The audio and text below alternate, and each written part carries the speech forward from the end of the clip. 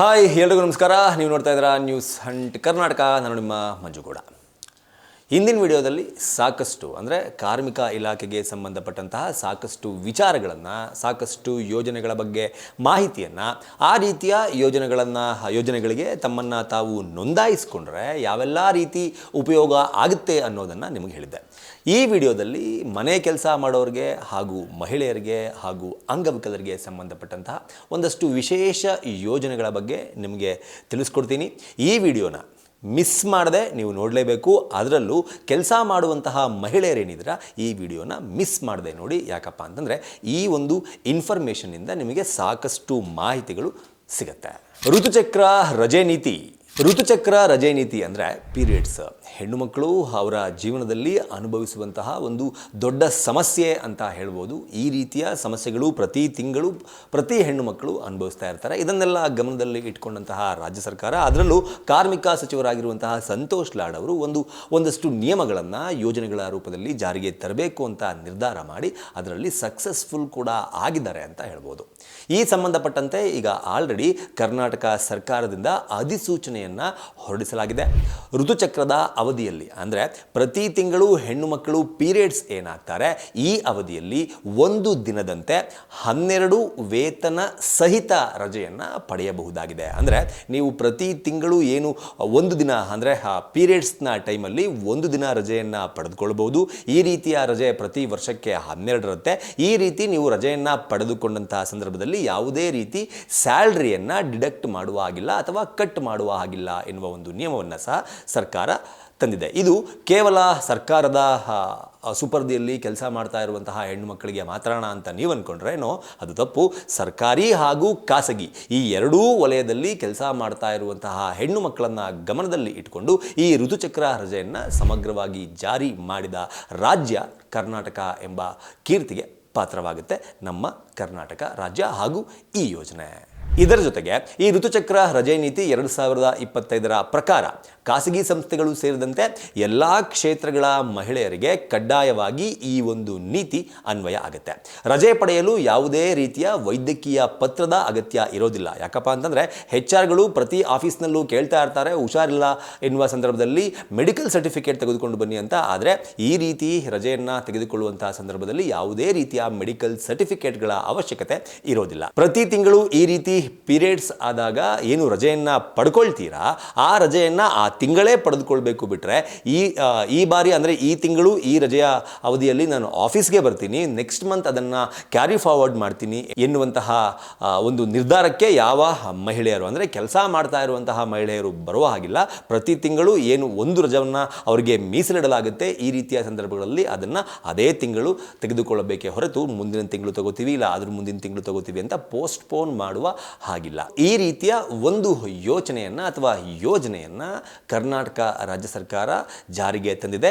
ಇದರ complete credit ಕಾರ್ಮಿಕ ಸಚಿವರಾಗಿರುವಂತಹ ಸಂತೋಷ್ ಲಾಡ್ ಅವರಿಗೆ ಸೇರುತ್ತೆ. ಅವರಿಗೆ ಈ ಒಂದು ಕೆಲಸಕ್ಕಾಗಿ ಅಂದರೆ ಹೆಣ್ಣು ಮಕ್ಕಳ ಮುಟ್ಟಿನ ಸಂದರ್ಭದಲ್ಲಿ ಅವರು ಅನುಭವಿಸುವಂತಹ ನೋವನ್ನು ಗಮನದಲ್ಲಿಟ್ಟುಕೊಂಡು ಈ ರೀತಿಯ ಒಂದು ರಜಾ ನೀತಿಯನ್ನು ಜಾರಿಗೆ ತಂದಂತಹ ಸಂತೋಷ್ ಲಾಡ್ ಅವರಿಗೆ ನಿಜವಾಗ್ಲೂ ಹ್ಯಾಟ್ಸ್ ಆಫ್ ಹೇಳಲೇಬೇಕು.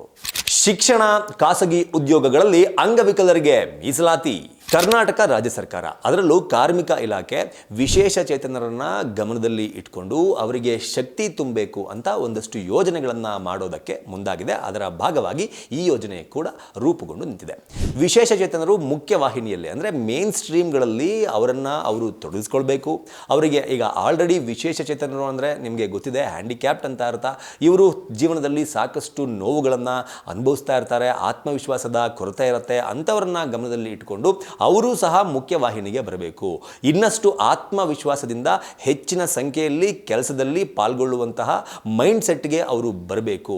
ಸಮರ್ಥವಾಗಿ ಅವರ ಜೀವನವನ್ನು ಮುನ್ನಡೆಸಬೇಕು ಎನ್ನುವ ಮಹತ್ವದ ಗುರಿಯೊಂದಿಗೆ ಶಿಕ್ಷಣ ಮತ್ತು ಖಾಸಗಿ ವಲಯದ ಉದ್ಯೋಗದಲ್ಲಿ ಮೀಸಲಾತಿಯನ್ನು ಒದಗಿಸುವ ಮಸೂದೆಯನ್ನು ಕರ್ನಾಟಕ ರಾಜ್ಯ ಸರ್ಕಾರದ ಕಾರ್ಮಿಕ ಇಲಾಖೆ ಸಿದ್ಧಪಡಿಸ್ತಾ ಇದೆ. ಕೇಂದ್ರ ಸರ್ಕಾರದ ವಿಶೇಷ ಚೇತನರ ಹಕ್ಕು ಕಾಯ್ದೆ ಅಂದರೆ 2016 ಮಾನದಂಡದ ಪ್ರಕಾರ ಕನಿಷ್ಠ 4% ಮೀಸಲಾತಿಯ ಅಗತ್ಯ ಇದೆ ಅನ್ನೋದನ್ನು ಕೇಂದ್ರ ಸರ್ಕಾರ ಹೇಳಿದೆ. ಇದರ ಪ್ರಕಾರ ರಾಜ್ಯದ ಪ್ರಸ್ತಾವಿತ ಮಸೂದೆಯಲ್ಲಿ ಪ್ರೈವೇಟ್ ಸೆಕ್ಟರ್ ಜಾಬ್ಗಳಲ್ಲಿ ಮಿನಿಮಮ್ 5% ಹಾಗೂ ಶಿಕ್ಷಣ ಕ್ಷೇತ್ರದಲ್ಲೂ ಅದರಲ್ಲೂ ಸರ್ಕಾರಿ ಹಾಗೂ ಉನ್ನತ ಶಿಕ್ಷಣ ಮತ್ತು ಖಾಸಗಿ ಸಂಸ್ಥೆಗಳಲ್ಲಿ 10% ಮೀಸಲಾತಿಯನ್ನು ಕಡ್ಡಾಯವಾಗಿ ಕೊಡಲೇಬೇಕು ಅನ್ನೋದು ಕರ್ನಾಟಕ ಸರ್ಕಾರದ ನಿರ್ಧಾರವಾಗಿದೆ. ಕರ್ನಾಟಕ ಗೃಹ ಕಾರ್ಮಿಕರ ಮಸೂದೆ 2025 ಕರ್ನಾಟಕ ರಾಜ್ಯ ಸರ್ಕಾರ ಜೊತೆಗೂ ಕಾರ್ಮಿಕ ಇಲಾಖೆಯ ಮತ್ತೊಂದು ಮಹತ್ವದ ನಿರ್ಧಾರ ಇದು ಅಂತ ಹೇಳ್ಬೋದು. ಯಾಕಪ್ಪ ಅಂತಂದರೆ ಕಾರ್ಮಿಕ ಇಲಾಖೆಯ ಸಚಿವರಾಗಿರುವಂತಹ ಸಂತೋಷ್ ಲಾಡ್ ಅವರು ಈ ಒಂದು ಕಾರ್ಯಕ್ರಮವನ್ನು ರೂಪಿಸೋದಕ್ಕೆ ಸಾಕಷ್ಟು ಶ್ರಮವನ್ನು ಹಾಕಿದ್ದಾರೆ. ಇದರ ಇಂದಿನ ಉದ್ದೇಶ ಏನಪ್ಪ ಅಂತಂದರೆ ಗೃಹ ಕಾರ್ಮಿಕರು ಹೆಚ್ಚಿನವರು ಮಹಿಳೆಯರೇ ಇದ್ದಾರೆ. ಇಂತಹ ಗೃಹ ಕಾರ್ಮಿಕರಿಗೆ ಉಪಯೋಗ ಆಗಬೇಕು, ಅವರ ಕಲ್ಯಾಣ ಹಾಗೂ ಭದ್ರತೆಯ ದೃಷ್ಟಿಯಿಂದ ಏನಾದರೂ ಒಂದಷ್ಟು ಯೋಜನೆಗಳನ್ನು ಸರ್ಕಾರದಿಂದ ಕೊಡಬೇಕು ಎನ್ನುವುದನ್ನು ಗಮನದಲ್ಲಿ ಇಟ್ಟುಕೊಂಡಂತಹ ಸಚಿವ ಸಂತೋಷ್ ಲಾಡ್ ಅವರು ಈ ಮಸೂದೆಯನ್ನು ಜಾರಿಗೆ ತರೋದಕ್ಕೆ ಮುಂದಾಗಿದ್ದಾರೆ. ಈ ಒಂದು ಮಸೂದೆ ಏನಿದೆ, ಈ ಮಸೂದೆಯು ರಾಜ್ಯದಲ್ಲಿ ಅಧಿಸೂಚಿತವಾಗಿರುವ ಎಲ್ಲ ನಗರ ಪಾಲಿಕೆಗಳಿಗೆ ಅನ್ವಯ ಆಗುತ್ತೆ.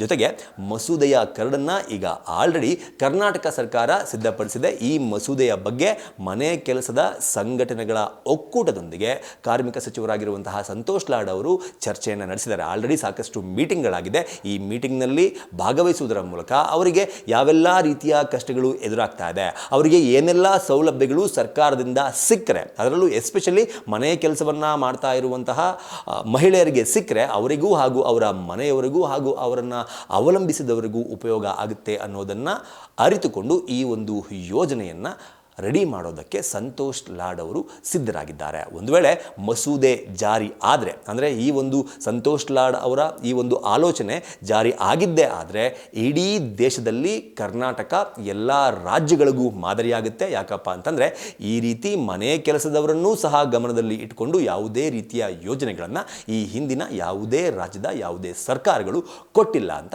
ಹೇಳಬಹುದು. ಸೊ ಒಟ್ಟಾರೆ ಈ 3 ಯೋಜನೆಗಳು ಅಥವಾ ನೀತಿಗಳನ್ನು ಕಷ್ಟದಲ್ಲಿ ಇರುವವರು, ಹೆಣ್ಣು ಮಕ್ಕಳು ಹಾಗೂ ವಿಕಲಚೇತನರು ಅಂದರೆ ವಿಶೇಷ ಚೇತನರಿಗೆ ಕೊಡುವ ಮೂಲಕ ಕೊಡಬೇಕು ಎನ್ನುವ ನಿರ್ಧಾರವನ್ನು ಮಾಡುವ ಮೂಲಕ ಕರ್ನಾಟಕ ಸರ್ಕಾರ, ಅದರಲ್ಲೂ ಕಾರ್ಮಿಕ ಇಲಾಖೆಯ ಸಚಿವರಾಗಿರುವಂತಹ ಸಂತೋಷ್ ಲಾಡ್ ಅವರು ತಮ್ಮ ಶ್ರಮವನ್ನು ಹಾಕ್ತಾ ಇದ್ದಾರೆ. ಮುಂದಿನ ದಿನಗಳಲ್ಲಿ ಇವೆಲ್ಲವೂ ಸಹ ಕಾಯ್ದೆಯ ರೂಪವನ್ನು ಪಡೆದುಕೊಂಡು ಆದಷ್ಟು ಬೇಗ ಜಾರಿ ಆಗಲಿ ಅನ್ನೋದೇ ನಮ್ಮ ಆಶಯ. ಸೊ ಏನನ್ಸುತ್ತೆ ನಿಮಗೆ ಕರ್ನಾಟಕ ಸರ್ಕಾರದ ಕಾರ್ಮಿಕ ಇಲಾಖೆಯ ಈ ಯೋಜನೆಗಳು ಹಾಗೂ ಈ ಒಂದು ಟ್ರ್ಯಾಕನ್ನು ನೋಡ್ತಾ ಇದ್ದರೆ, ಹೋಗ್ತಾ ಇರುವ ಟ್ರ್ಯಾಕನ್ನು ನೋಡ್ತಾ ಇದ್ದರೆ ಏನನ್ಸುತ್ತೆ ನಿಮಗೆ ಅನ್ನೋದನ್ನು ಕಮೆಂಟ್ ಬಾಕ್ಸ್ ಮೂಲಕ ತಿಳಿಸಿ ಅಂತ ಕೇಳ್ಕೊತಾ ಈ ವಿಡಿಯೋನ ಮುಗಿಸ್ತಾ ಇದ್ದೀನಿ.